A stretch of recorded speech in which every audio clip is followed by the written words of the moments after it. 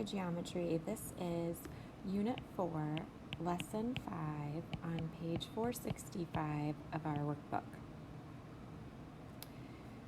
So let's take a look at this. When a rocket is launched, it climbs 50 feet for every 13 feet it travels horizontally. Draw a diagram to represent the situation, then estimate the rocket's launch angle. So this rocket is actually traveling a path something like this through the air as it goes up. And every time it's gone 13 feet horizontally, it rose 50 feet vertically in the air.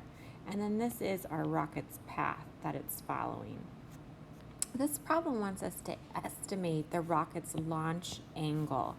That would be the angle at which our rocket was launched into the air. So I could use trig to help me find this out. I could think about this being my angle theta. This would be my side opposite of theta. This is my side adjacent to theta. Because this vertical horizontal distance right here, that would be my right angle, making the rocket's path actually the hypotenuse of this problem. So let's estimate the launch angle. I'm going to set up a trig function. I'm using my SOHCAHTOA, and I'm thinking about opposite and adjacent. And when I have the opposite and adjacent sides, that's tangent.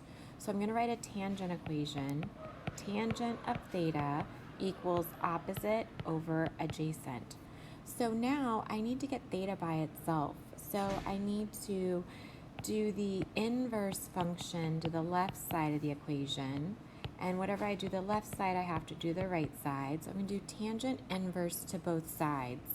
This is not multiplication. You're taking tangent inverse of both sides. And here the tangent cancels. So theta equals tangent inverse of 50 over 30.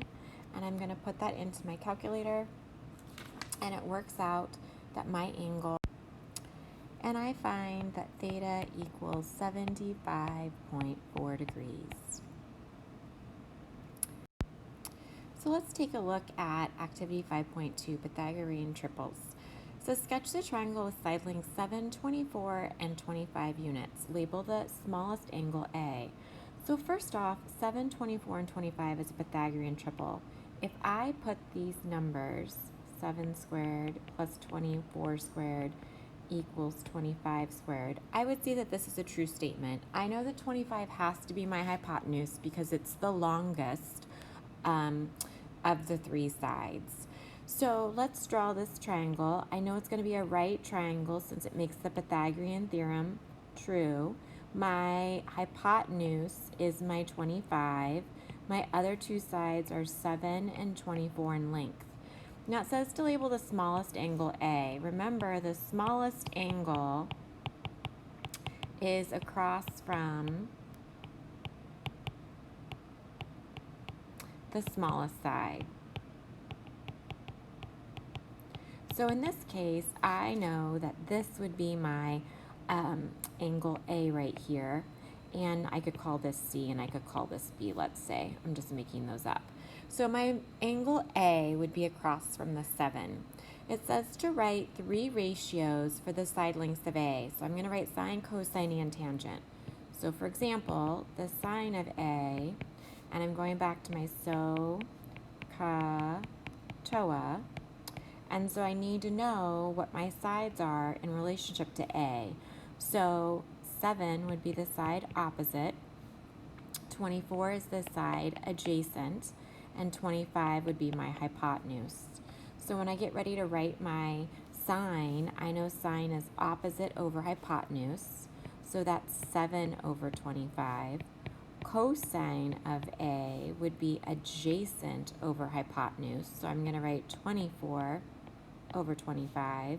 And finally, tangent of A is opposite over adjacent, so I'm going to write 7 over 24.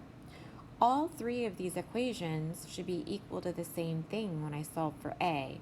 So for the first equation, I'm going to do sine inverse of both sides, and I will get A equals sine inverse of 7 over 25. Let's pause and calculate that on our calculators. So now that we've calculated that, we have approximately 16.3 degrees. So let's try to solve the other two equations. In equation 2, I would take cosine inverse of both sides to find that the cosine inverse of 24 over 25. Take a moment and put that into your calculator. And then finally, to solve the third equation, I would do tangent inverse of both sides to find that tangent inverse of 7 over 24 is what's equal to A.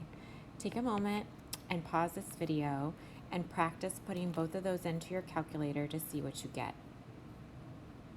Welcome back. You should have got 16.3 degrees for both of these.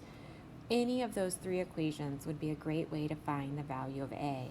It says to find the acute angles of this triangle. So I want to remind you, in this triangle, angle A and angle B are called the acute angles.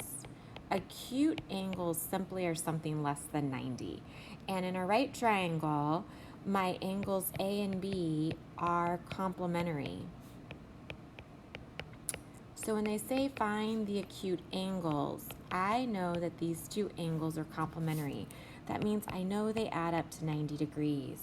So to find angle B is just really a subtraction problem.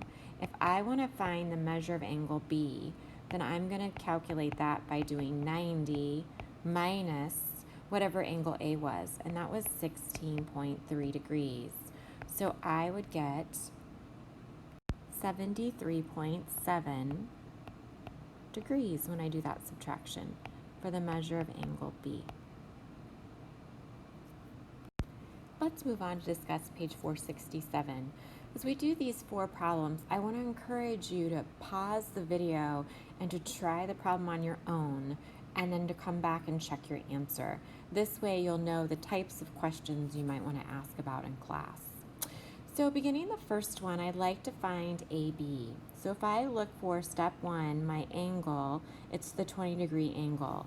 This would be my side opposite, adjacent, and obviously hypotenuse. So what I want to try to find is my adjacent side.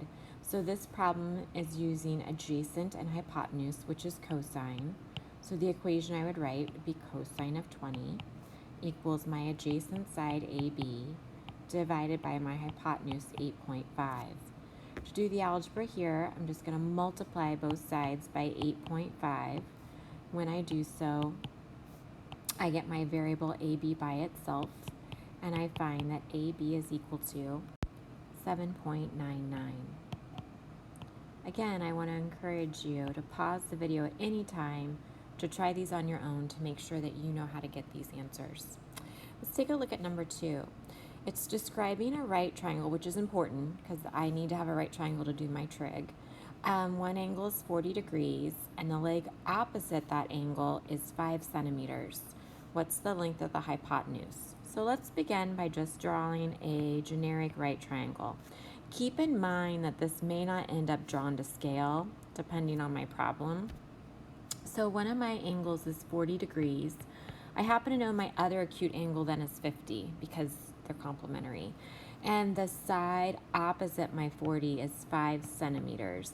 And it wants to know what my hypotenuse is. We'll call my hypotenuse x. So when I study this problem, my first step is to locate my angle, that's the 40 degrees. Step 2 is to label my sides, opposite. This would be adjacent. My hypotenuse is across from the right angle. So now I'm ready to, step 3, pick out my trig function. This problem is dealing with the opposite side and the hypotenuse. So I'm going to write a sine equation, which is opposite side over hypotenuse. And in this problem, this is where I have my variable in the denominator. So I need to get my variable up and out of the denominator. I'm going to multiply both sides by x. When I do this, I find that I get x times sine of 40 equals 5. And now sine of 40 is a decimal. It's just a number. I'm going to divide both sides by that number to get my variable by itself. And it looks like I'm getting 7.99. 7.78. I guess that would be centimeters for that problem. Make sure that you can do that calculation on your calculator as well. So, what is the length of segment DE? Why don't you at this time pause the video, try this problem, and come back and see if you got the correct answer. Welcome back. Hopefully you got 7.15 for the length of our side DE.